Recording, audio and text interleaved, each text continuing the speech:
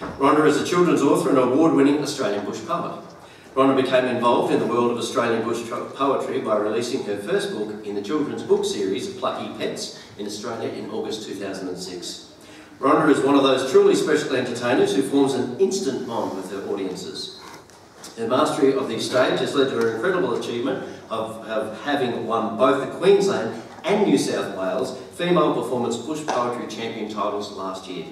Please get set to enjoy some of that mastery and warmly welcome Rhonda to the stage.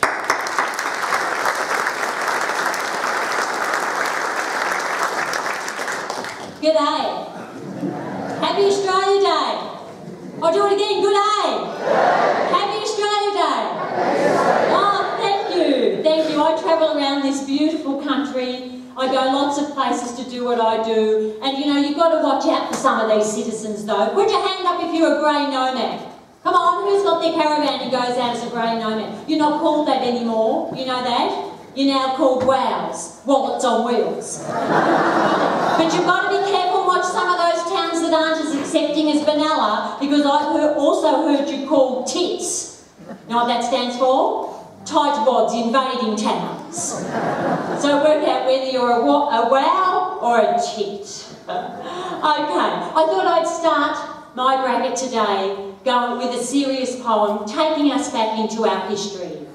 The poem I'm going to do for you today to start was written by C.J. Dennis in 1916 during World War I and tells of a time when Australians were extremely proud of their agricultural expertise. For this performance, I will be the farmer's daughter. It's a very colloquial poem. I hope you enjoy it. It's called Wheat by C.J. Dennis. Sowing things and growing things and watching of them grow, that's the game, my father said. And father ought to know. Setting things and getting things to grow for folks to eat, that's the life, my father said. That's very hard to beat. For my father was a farmer, as his father was before, just sowing things and growing things in far-off days of yore. In the far-off land of England, till my father found his feet in the new land, in the true land, where he took to growing wheat. Wheat, wheat, wheat, oh the sound of it is sweet. I've been praising it and raising it in rain and wind and heat. Since the time I learned to toddle, till it's beaten in my noddle, is the little song I'm singing you of wheat, wheat, wheat. Planting things and granting things is going as they should, and the weather altogether is behaving pretty good. Is a pleasure in a measure for a man that likes the game, and my father, he would rather raise a crop than make a name. For my father was a farmer, and all fame, he said, ain't real, and the same it isn't filling when you're wanting for a meal. So I'm following his footsteps and a keeping of my feet, while I cater for the nation with my wheat, wheat, wheat. Wheat, wheat, wheat, when the poets are all beat by the reason that the season for the first crop is a cheat. Then I comes up bright and grinning with the knowledge that I'm winning with the rhythm of my harvester and wheat, wheat, wheat. Reading things and heeding things the clever fellas give and pondering and wondering what we was meant to live, muddling through and fuddling through philosophy and such is a game I never took to, and it doesn't matter much. For my father was a farmer, as I might have said before, and the sum of his philosophy was grow a little more. For growing things, my father said, it makes life sort of sweet, and your conscience never swats you if your game is growing wheat. Wheat, wheat, wheat. Oh, the people have to eat, and you're serving and deserving of a velvet cushioned seat in the cocky farmer's heaven when you come to throw a 7, and your password at the portal will be wheat, wheat, wheat. Now the teacher and the preacher have a calling that is high, while they're spouting to the doubting of the happy by and by. But I'm saying that the praying, it is better for their souls when there's plenty wheat inside them in the shape of penny rolls. For my father was a farmer, and he used to sit and grieve when he thought about the apple that old Adam got from Eve. It was fooling with an orchard where the serpent and got them beat, and they might have kept the homestead if they'd simply stuck to wheat. Wait, wait, wait, if you're seeking to defeat care and worry in the hurry of the crowded city street. Leave the hustle all behind you, come and let contentment find you in a cosy little cabin lying snug among the wheat. In the city moors that pity thousands live and thousands die, never caring, never sparing pains that fruits may multiply, breathing, living, never given, greedy but to have and take, dying with no day behind them, live for fellow mortals' sake.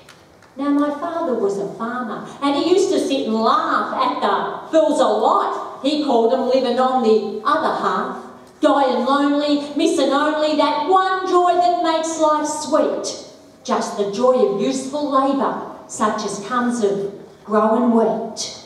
Wait, wait, wait. Let the foolish scheme and cheat, but I'd rather, like my father, when the span of life's complete, feel I'd lived by helping others, earn the right to call them brothers, who had gained, while I was gaining from God's earth, his gift of wheat.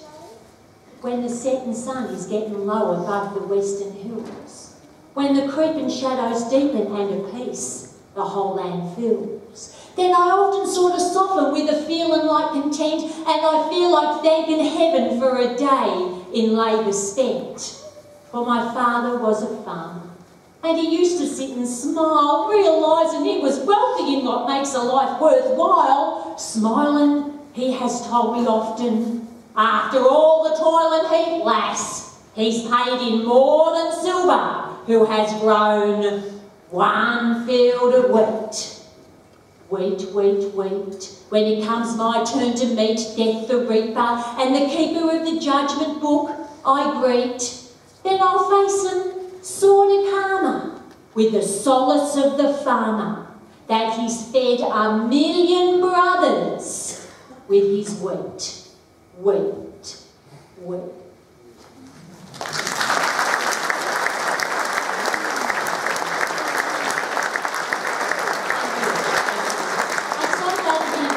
I'm a bit of an outsider, I live in Violet Town. Don't hold that against me.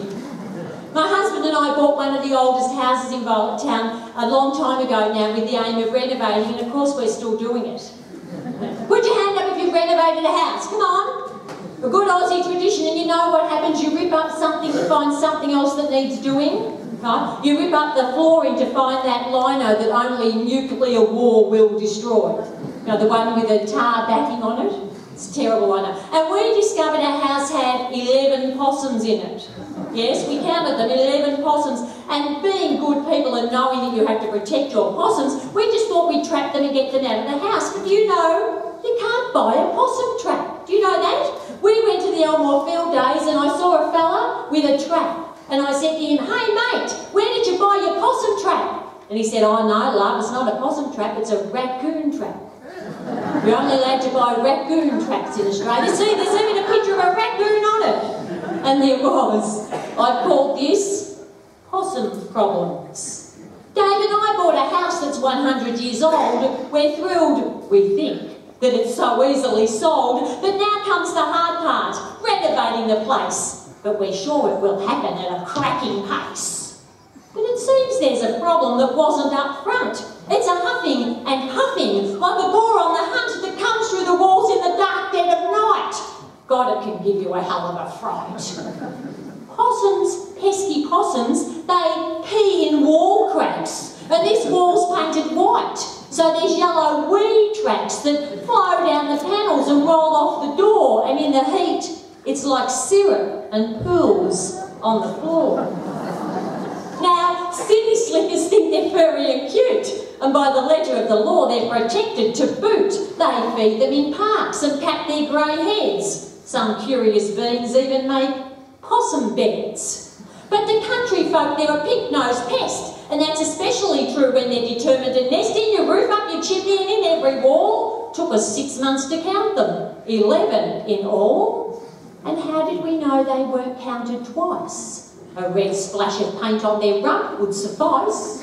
So Dave stuck a brush on the end of a broom and swiped at their bums as they flew round the room. Now, a ladder was left lived in the hall where we walked, and early one morning as I started to stalk down through the passage and off to the loo, the dog was in fits, a right old to-do. On the run perched a possum, as bold as can be. As I walked on by, it snarled down at me. Dave came to my aid and grabbed onto its tail and tried hard to keep it straight on the rail, with one hand on its bum and the other on head. He now had another problem instead. He couldn't move and the cat had his tongue because he grabbed the beast either side of the rung. Now the solution was easy, one would have thought. Let go of one end to ensure it was caught.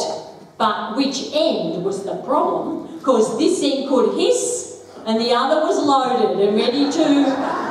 We decided to pause and just have a rest. Take a deep breath, think what would be best. But we'd forgotten the dog in this crazy scene, and David let go of the beast in a bid to stay clean. So by the time our attention was back on the dog, it was beside itself, its mind filled with fog, huffing and puffing with eyes bloodshot red, and the look on its face was one filled with dread. Because the possum had leapt clear from the wall, and with claws at the ready it cushioned its fall by landing spread-eagled on the dog's furry back, an angry and writhing woolly backpack. So the dog took off like a Bondi tram, and for a second we thought it was going to slam headlong into the wooden back door. But too late we knew what it was heading for. The doggy door was open and ready to swing, but designed for one kelpie, just a singular thing. So a double-decker beast would be in some strife, and that plucky possum was hanging on for dear life. So the dog shot through into the yard, leaving a splayed-out possum, its fuzzy head jarred. So now it was dazed from its wild furry ride, and still stuck inside, wanting somewhere to hide. And there was Dave, looking like a stunned mullet. As the possum leapt up and attached to his gullet, the last thing I saw was teeth, claws and spit as Dave charged out of the house in a frenzied fit. Well, the end of the tale's too savage to tell. Needless to say, it was a saga from hell, and I bet you think we should just walk away, turn a blind eye, let them all stay. But to the man in the hardware for a trap, we both go. He says, "Not for possums, they're protected, you know. I've only got this." And he holds up a cage. It's a raccoon trap. They're all the rage.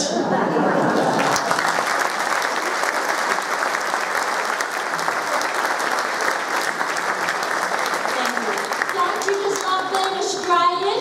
Do you? Yes!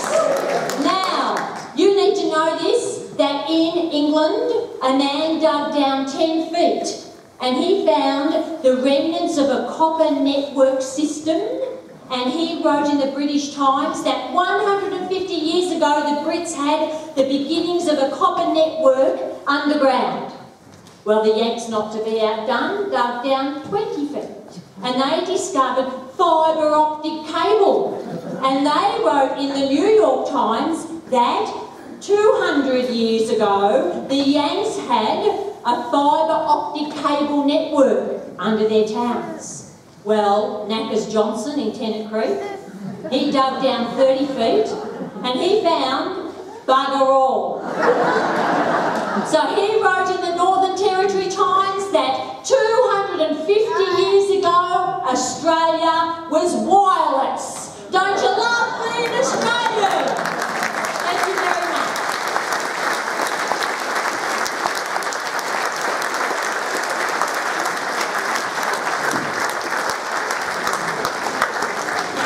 Oh, very good indeed, thank you.